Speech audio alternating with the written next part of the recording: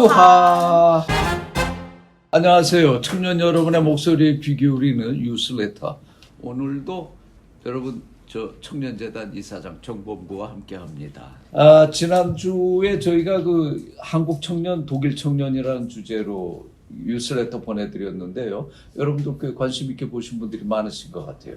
이 동영상 다시 보실 분들은 요 위에 오른쪽 클릭해 주시면 다시 보기로 보실 수 있습니다.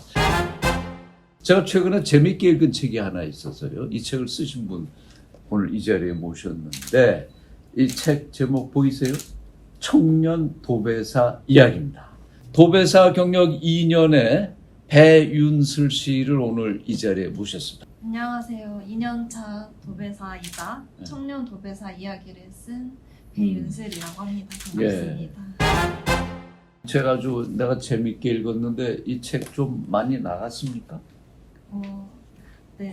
사실 처음 쓰고 책을 냈을 때는 건설 현장이라는 낯선 곳에 익숙하지 않은 이야기다 보니까 이게 잘 나갈까, 관심을 가져주실까 생각했는데 생각보다 많은 공감을 해주시고 또 제목을 보고 호기심도 가져주셔서 꽤 책이 많이 나간다는 얘기네 결국. 네. 오늘 우리가 이게 촬영하는 날이 목요일인데 원래는 토요일까지 일을 하시죠? 네, 맞습니다. 그럼 오늘 하루는 뭐 휴가를 내셨어요? 네, 휴가 내고 일당을 포기하고 나왔습니다. 우리 뉴스레터가 일당은 뭐 책임을 좀 드릴게요. 사회복지학과? 네. 졸업하고 그 관련된 그 사회복지기관에서 일을 하다가 이 직업은 내 길이 아니다 싶어서 지금 이제 도배사로 길을 돌린 거 아니에요? 앞선 직장 생활에서 뭐가 제일 힘들었어요? 아까 말씀해주신 것처럼 처음에 전공을 살려서 노인복지관에 취업을 했는데 사실 복지라고 하면 좋은 일이라는 생각이 들잖아요. 저 역시도 복지니까 좋은 일 하면 좋지 않을까라는 생각에 취업을 했습니다. 그리고 제가 가장 처음 맡았던 업무가 노인 일자리 업무였고 그래서 어르신들께 노인 일자리 제공해드리면 좋겠다 생각을 했는데 막상 해보니까 현실은 다른 점이 많더라고요. 그래서 예를 들어서 제가 드릴 수 있는 일자리 개수는 한정적이고 일자리를 원하시는 어르신들은 훨씬 많고 그거를 선별하는 기준은 제가 생각했을 때 아주 합리적이지만은 않았기 때문에 탈락하는 어르신들이 많으셨던 거죠. 그럼 제가 그 이유를 설명드려야 했고 그런 순간들이 저에게는 난감하고 부담스럽기도 했어요. 내가 이제 나이가 많이 든 축에 속하니까 배윤슬 씨 얘기를 들으면 당장 내가 부모 입장에서 야, 그 남들 다 뭐 부러워하는 직장 그걸 때려치우고 왜 하필 도배야? 하고 많은 일 중에 그런 생각을 할 것 같은데. 네. 제가 처음에 직장을 그만두고 다른 직업을 가지려고 했을 때 저도 정보가 많이 없으니까 인터넷 검색해보거나 주변 이야기들을 들었는데 뭐 예를 들면 타일공이나 목공 이런 일은 무거운 자재를 많이 옮겨야 돼서 힘들다라는 얘기를 들었고 페인트 칠하는 도장공 같은 경우는 하루 종일 페인트 냄새를 맡아야 된다. 또 이런 얘기를 들어서 여러 이야기들을 듣고 그래도 내가 한번 시도해볼 수 있고 한번 버텨볼 수 있는 일이 도배이지 않을까라고 생각을 해서 골랐고 아주 거창하거나 특별한 이유는 없습니다. 도배하면 돈 많이 줍니까? 저는 아직 기술자는 아니라서 아직은 아주 많이 번다고는 할 수 없는데 기술을 가지면 정말 한 만큼 벌 수 있는 제가 뭐 꾀부리지 않고 열심히 하면 더 많이 벌 수 있고 좀 설렁설렁 하면 또 많이 못 벌고 자, 그럼 이제 우리가 본격적으로 이 도배사로서의 삶 극한 직업인가 아닌가 그 얘기 좀 한번 들어가 봅시다. 그래도 한겨울 같은 때는 바깥 바람, 찬바람 이런 게 그대로 들어올 거 아니에요? 네, 창문이 달려있는 현장도 있는데 달려있지 않은 현장도 있고 창문은 있어도 현관문이 없으니까 찬바람이 많이 들어오죠. 사무실에서 일하면 여름엔 에어컨이고 겨울엔 히터 되는데 그럴 때는 옛날 직장이 참 편했는데 뭐 이런 생각 안 해봐요. 사실 몸은 편했겠지만 제가 어쨌든 몸보다는 마음이 편한 일을 하고 싶어서 고른 일이라서 분명 가끔은 그런 직장에는 에어컨이 있었지라는 생각은 하지만 그렇다고 해서 그 직장이 더 좋았지 이렇게 생각하지는 않는 것 같아요. 지금 배윤술 씨 20대 후반의 이제 여성 청년 노동자인데 그 소위 우리가 이제 노가다라고 표현을 하죠. 건설 현장에서 일하는 분들. 그 노가다들 중에 청년들이 좀 있어요? 실제로 제가 일했던 현장들에서만 해도 도배 외에도 미장이라던가 아니면 외부 도장, 외부 페인트 칠하는 외부 도장 작업이라던가 마루 까시는 분들, 청소하시는 분들 되게 많은 청년들을 다양한 분야에서 만났었습니다. 우리가 이제 보통 다시 이제 이런 표현 그냥 쓰니까 노가다라는 말을 들으면 왜 이렇게 중년의 남자 노동자들 좀 인상도 좀 거칠어 보이고 이런 게 선입견이 있는데 근데 의외로 그 현장에 청년 노동자들이 많다는 거예요? 네. 그분들은 대개 어떤 경로로 그 일들을 택하게 됩니까?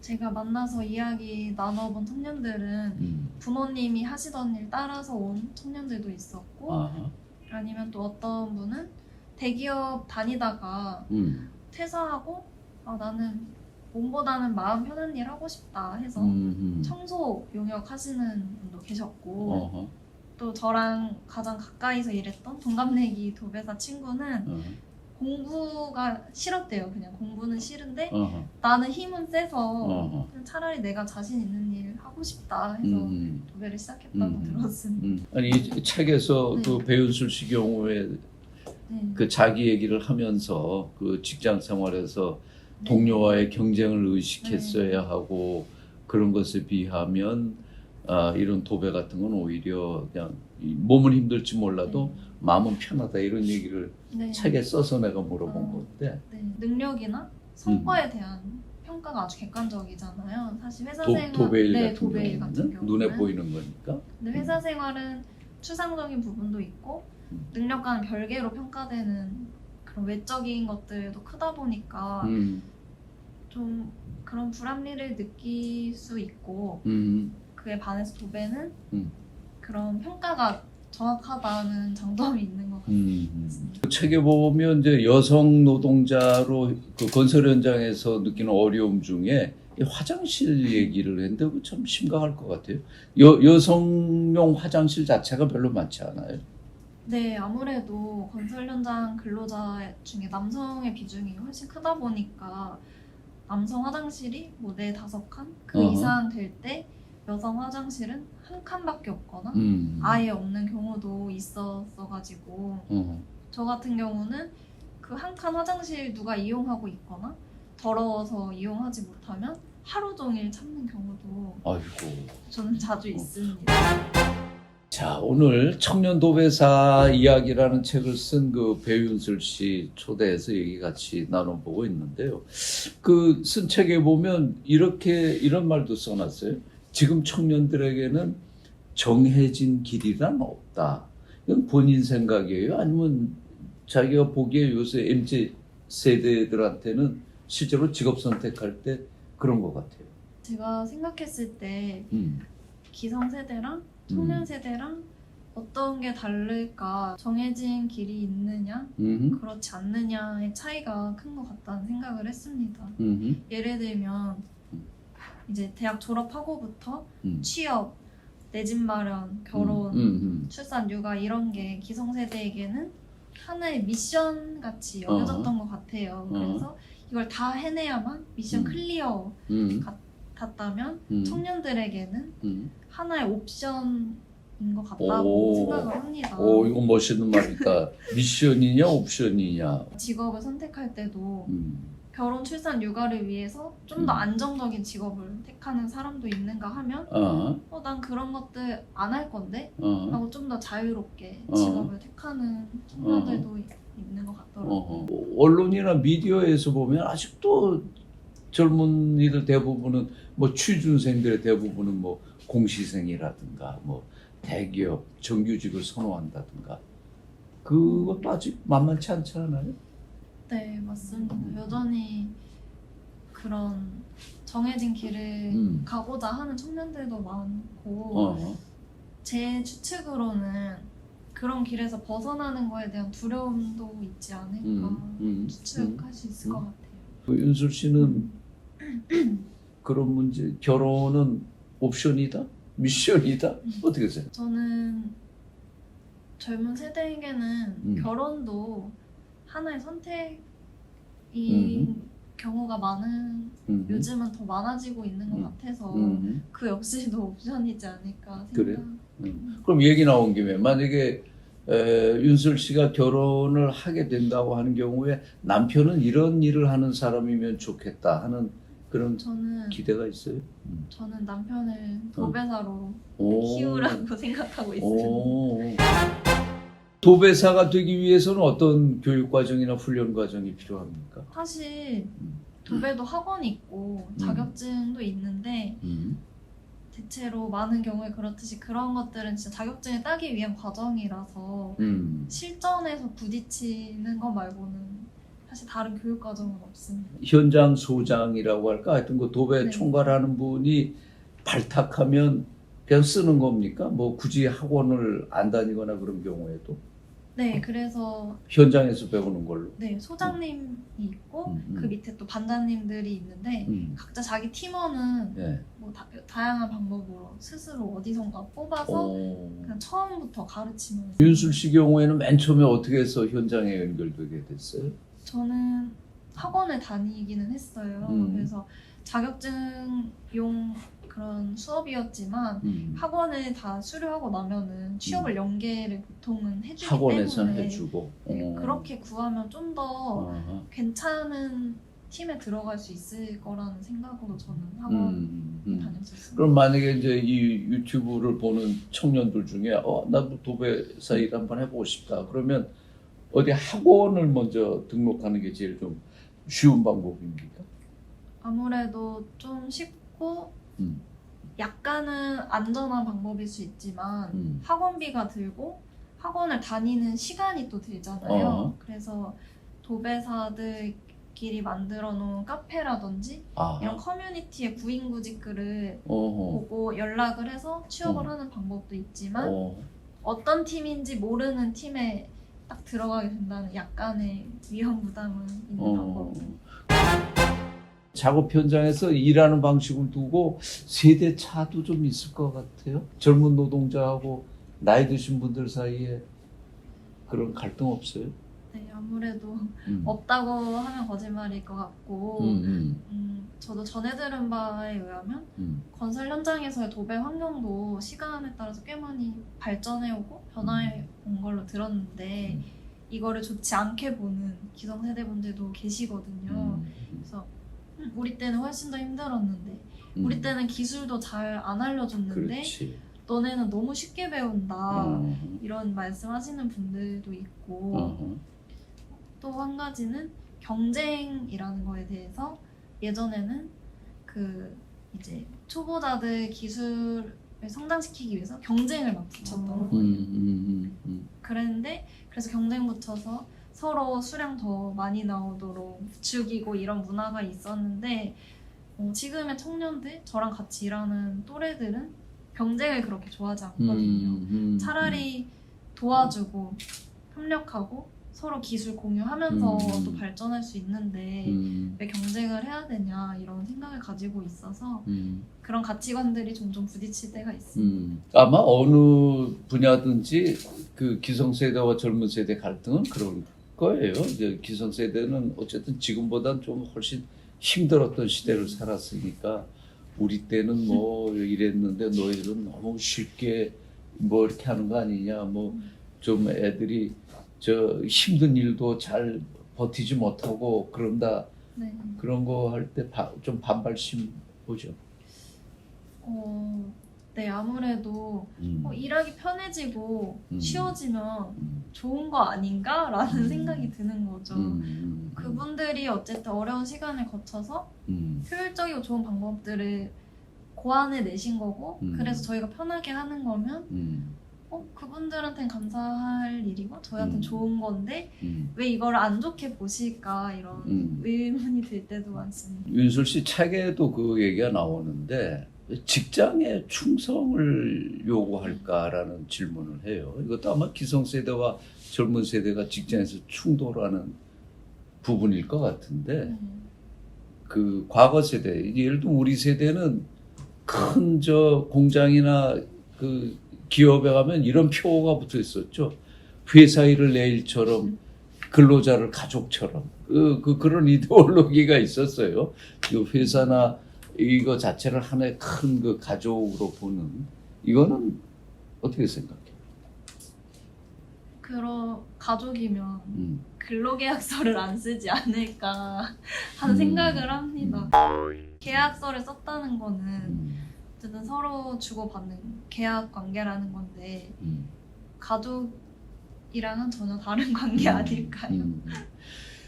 그러니까 근로 현장은 말 그대로 계약 관계인데 거기서 택도 없이 가족 관계를 강조하고 충성을 강요하느냐 이게 사실은 MZ 세대가 보는 직업관이죠. 보통 일반 직장은 이제 조직 생활을 하다 보니까 거기서 만들어지는 또 소위 끈끈한 뭐 유대 관계, 뭐 직장이 끝난 다음에 뭐 직장 동료들끼리 어울리는 분위기라든가 뭐 이런 게 부럽거나 그런 적은 없어요. 사실 진짜 말씀하신 것처럼 직장에서 뭐 한 프로젝트 같이 하면은 업무 분담하고 늦게까지 하고 이런 성과 좋으면 또 뿌듯하고 이런 순간들이 또 좋았기도 하고 그렇게 하면서 다른 팀원들한테 또 배우는 것도 있고 이랬던 시간이 가끔은 아쉽기도 해요. 왜냐면 도배는 저 혼자 판단하고 저 혼자 다 모든 걸 책임져야 되니까 뭐 누구한테 물어보고 싶은 때도 있고